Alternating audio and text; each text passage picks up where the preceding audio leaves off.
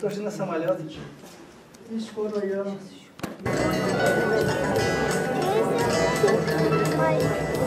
Ben bu günleri Azərbaycan gəncləri günüdür və hamının, Tatar xalqının, Azərbaycan xalqının təbrik edirəm. Я поздравляю все татарский народ и азербайджанский народ.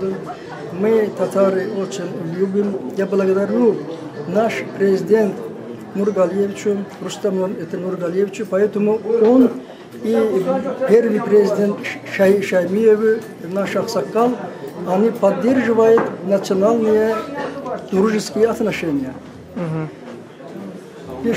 Азербайджанцам легче здесь освоиться, потому что Татарстан, мусульманская республика, мусульмане рядом, язык похожий. Это же не русская среда все-таки. Татары и азербайджанский национальность,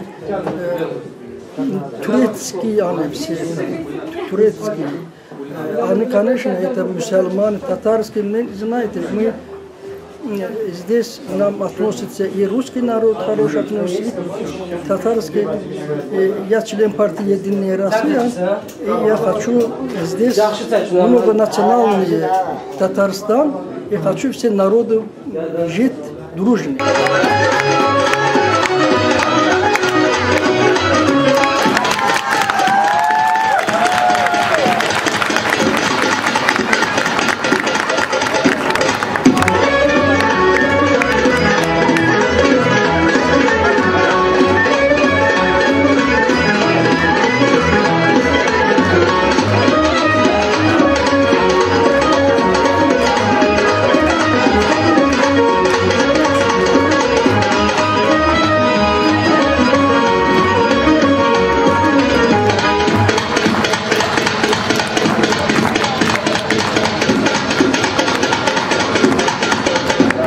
Güzel geceye davet ettiğiniz için çok teşekkür ediyorum.